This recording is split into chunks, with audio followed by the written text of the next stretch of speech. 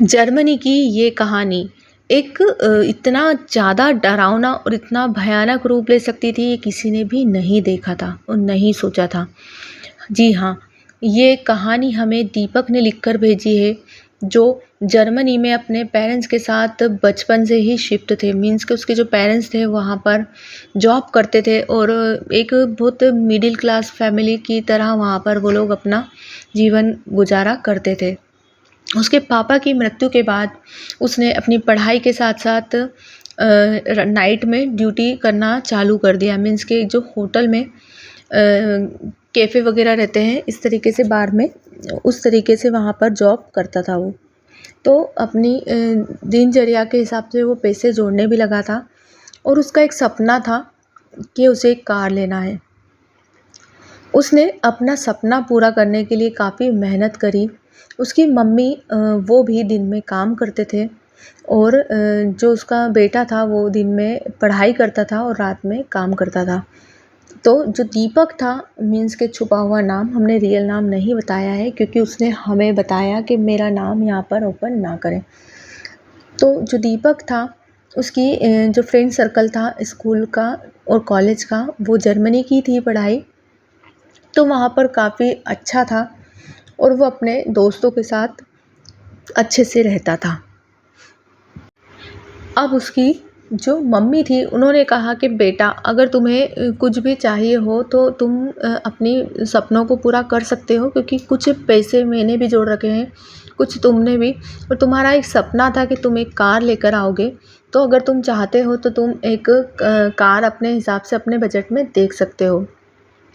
तो उसके बाद जो पैसे इकट्ठे हुए थे वो इंडियन रुपीज़ में करीबन 6 लाख के करीब होते हैं। तो इतने पैसे उसने वहाँ पर इकट्ठे कर लिए थे। तो उसने एक सेकेंड हैंड कार ले ली। कार ली तो उसके दोस्तों को भी पार्टी दी। उसके दोस्त जो थे, उन 2 दोस्त बहुत ख़ास थे उसके, और 2 और दोस्त थे।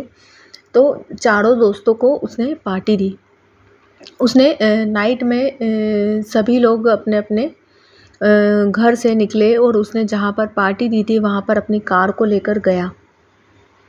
कार लेकर गया और वहाँ पर पार्टी में एंजॉय करा अच्छा, और खूब सबने ड्रिंक वगैरह भी करी। पर इसे कार चलाकर वापस आना था, तो इसने केवल थोड़ी-सी, बिल्कुल मामूली सी पी, और इसके एक दोस्त थे वो, उन्होंने ज़्यादा पी रखी थी।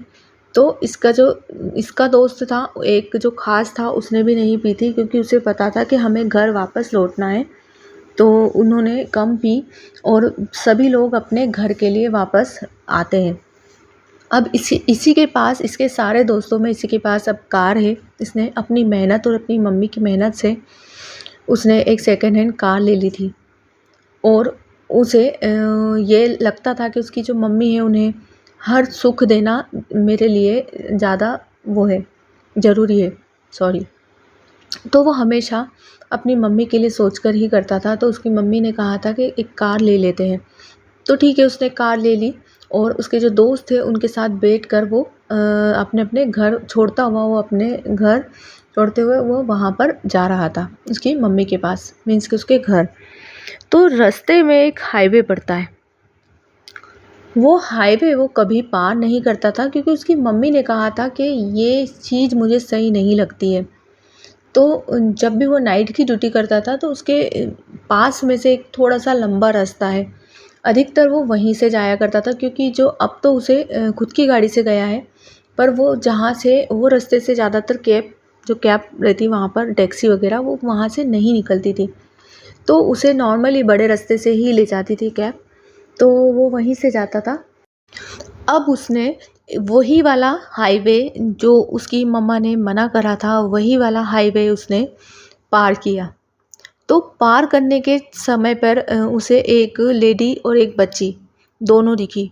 तो दोनों ने उसे ऐसे हाथ दिखाया। उसके जो दोस्त थे उन्होंने कहा कि 3 दोस्त थे ये लोग। तो इसमें से एक दोस्त को ये लोग उतार कर आए थे। अब इसके पास एक ही दोस्त बचा था तो वो आगे आके बैठ गया। उसके दोस्त ने भी मना करा कि ठीक है, हम इसे लिफ्ट नहीं देंगे, तुम आगे बढ़ जाओ दीपक। तो दीपक जो था वो कहता है कि नहीं, इतनी रात में इतनी सन्नाटा हो गया है, अंधेरा है, और दोनों माँ बेटी कहाँ जाएंगी, कभी कुछ हादसा हो गया तो। इस डर के कारण उसने उन्हें गाड़ी में बिठा लिया। आप यकीन नहीं मानेंगे कि जब उन्होंने उसे गाड़ी में बिठाया तो एक गंदी सी स्मेल उनकी गाड़ी को पूरा गंदा कर दिया और खूब ज़्यादा बदबू मार रही थी। उन्होंने कहा कि हमने अपनी गाड़ी के शीशे तक खोल दिए थे, पर वो स्मेल नहीं जा रही थी। उसके जो दीपक के दोस्त ने कहा बार-बार कि कुछ गलती तो नहीं हुई, कुछ गलती तो नहीं हुई, ऐसा करते हुए उन्होंने अपने आप को सँभालते हुए थोड़ा सोचा कि ऐसा कुछ हो रहा होगा, ऐसा कुछ हो रहा होगा, नहीं करते हुए जो उसका दोस्त था वो कहने लगा कि चलो ठीक है, अब आगे बढ़ो, सब कुछ भूल जाते हैं। और थोड़े आगे बढ़े तो उन्हें वो चीज़ें अजीब-अजीब सी स्मेल तो आ ही रही थी, पर वो दोनों की हरकतें भी कुछ अलग-अलग दिख रही थी। फिर उन लोगों ने कहा कि आप लोग यहीं पर उतर जाइए, हमको अपना रूट चेंज करना है। तो दोनों माँ-बेटी वहाँ पर उतर जाती हैं और इसे घूर के देखती हैं क्योंकि इन्हें अभी उतरना नहीं था। इन दोनों को उतारने के बाद वो घर जाता है, पहले अपने दोस्त को छोड़ता है, फिर वो अपने घर जाता है। घर जाता है और उसे हर जगह वो लेडीज़ और वो लड़की दिखने लगती है। अब स्टोरी चालू हुई है। अभी तक तो मैंने आपको बताया था कि स्टोरी स्टार्ट कहाँ से होती है। अब पहला दिन पहला दिन था और वो रात में सोया हुआ था और उसके ऊपर आकर वो लेडी बैठ जाती है और ज़ोर-ज़ोर से उसे गर्दन दबाकर चिल्लाने लगती है। उसकी मम्मा को वो आवाज़ लगाता है पर आवाज़ नहीं जाती है।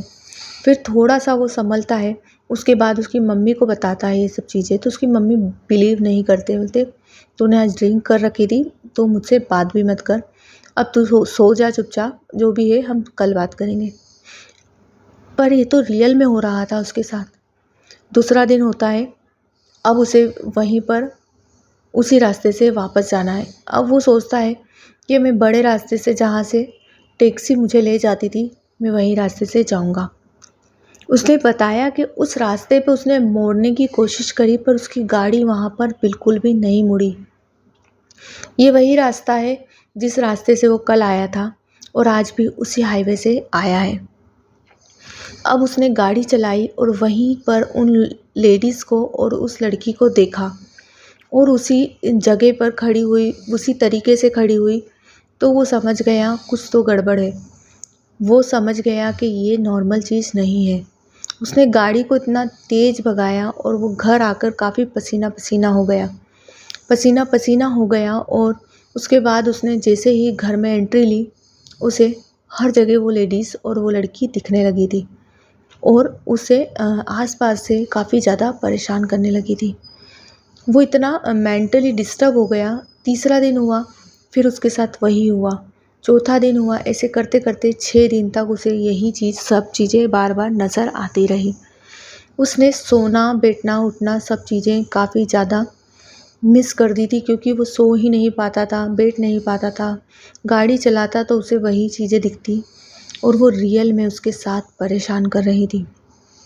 उसकी जो मम्मी थे, अब उन्हें कहीं न कहीं शक होने लगा कि सब चीज़ नॉर्मल नहीं है। फिर उसकी मम्मी ने कहा कि तुम्हें कुछ गलत लग रहा हो तो आज मैं तुम्हारे साथ ही सो जाती हूँ यहाँ पर। तो उसकी मम्मी उसी कमरे में सोई, पर जब रात हुई तो आज उसकी मम्मी को भी ये चीज़ें नज़र आई और उसकी मम्मी के ऊपर गर्दन दबाते हुए बैठकर दोनों माँ बेटियाँ उसे परेशान करने लगी थी। उन लोगों ने अपने गुरु को सुबह ये सब चीज़ें बताई, तो उन्होंने बताया कि ये चीज़ें काफ़ी ज़्यादा हावी हो रही है आप लोगों पे। तो मैं कुछ करता हूँ, घर को कुछ उन्होंने बाँधा और कुछ करा और उसके बाद वो घर में तो नहीं आ पा रही थी, पर उसे परेशान करने के लिए वो बाहर ही काफ़ी थी। क्योंकि उन्होंने बताया कि जिस रात हमें हमारे गुरुजी ने ये चीज़ें बाँध दी थी, अभी भी उसका कहर जो था वो ख़त्म नहीं हुआ था। आपको बता दें कि वो दोनों अंदर घर में थे और उसके बाद उनकी रियल में जो गाड़ी थी, वो इस तरीके से डैमेज हुई थी अपने आप, करीबन 2 से ढाई बजे के करीब, कि अपने आप उनके जो शीशे थे वो फूटने लगे थे। क्योंकि अब जो वो चीज़ें थी वो उस कार में थी और वो कार जो थी वो इतनी ज़्यादा डैमेज हो गई थी कि उसके जो शीशे, उसके जो टायर थे, उसके जो ऊपर से जो छत होती है वो इतनी ज़्यादा ज़ोर से ठोकी गई नॉर्मल इंसान उसे हाथ से भी नहीं या हथौड़े से भी इस तरीके से डैमेज नहीं कर सकता था। उसके जो गुरुजी को उन्होंने सुबह बताया कि हमारा 2 से ढाई बजे से 3 से 4 बजे तक ये चीज़ें हमारे घर के बाहर हुई है, और इस तरीके से क्योंकि वो चीज़ें सब इन पे होने वाली थी और घर बंधने के बाद वो चीज़ें उन्होंने गाड़ी पे करी। तो उनके गुरुजी ने कहा कि किसी भी कंडीशन में अब तुम इस गाड़ी को ना रखो और इसे तुरंत ही कहीं पर देकर आ जाओ। तो उसने उसी दिन उस गाड़ी को एक भंगार की, जहाँ पर इस चीज़ों को बेचा जाता है, वहाँ पर उसने अपनी पूरी नई की नई गाड़ी को, जो काफ़ी ज़्यादा डैमेज हो गई थी, पर उस तरीके से उसने वहाँ पर छोड़कर आ गया। उसके बाद उसे वो चीज़ कभी भी नज़र नहीं आई। अब क्या पता उसे उस गाड़ी की वजह से वो चीज़ें दिख रही थी या फिर उस हाईवे की वजह से। उस हाईवे पे वो दोनों लड़की वो थी। तो उसकी जो मम्मी थी, उन्होंने किसी से पूछा तो उन्होंने बताया कि उस हाईवे पे एक गाड़ी से एक्सीडेंट हुआ था। वो गाड़ी काफ़ी ज़्यादा डैमेज हो गई थी। पर आपको बता दें कि वो गाड़ी जो थी वो रिपेयर होने के बाद इस लड़के ने खरीदी थी। वो गाड़ी का कनेक्शन इसकी जो लेडीज़ और जो लड़की और उसकी मम्मी थी, वो दोनों जो मर चुके थे इस गाड़ी से, उन लोगों ने उस गाड़ी को पहचान लिया था और उसके बाद उसमें ज़्यादा लोगों को परेशान करना चालू कर दिया था। और वहीं पर पहले हाईवे पे वो लोग परेशान करते थे, अब वो गाड़ी के अंदर बैठकर वो उस घर तक पहुंची और उसे लगा कि इन लोगों ने ही उसे मारा है। तो जो गुरुजी ने उन्हें बताया, उसके बाद वो लोग सुनकर भी काफ़ी ज़्यादा दंग रह गए थे और इस तरीके से उन लोगों ने उस गाड़ी को काफ़ी ज़्यादा दूरी पर फेंक दिया था। और फिर उसके बाद वो काफ़ी ज़्यादा सेफ्टी से रहते थे। ताबीज़ वग़ैरह उसके गले में बंधा रहता था, उसकी मम्मी के भी, उनके घर पर भी, क्योंकि उन्हें अभी भी खतरा नहीं टला था। उसने बताया कि हम इतने साल तक काफ़ी ज़्यादा डर कर ही रहते थे। वीडियो कैसी लगी प्लीज़ सब्सक्राइब करना ना भूलिए। Thanks for watching.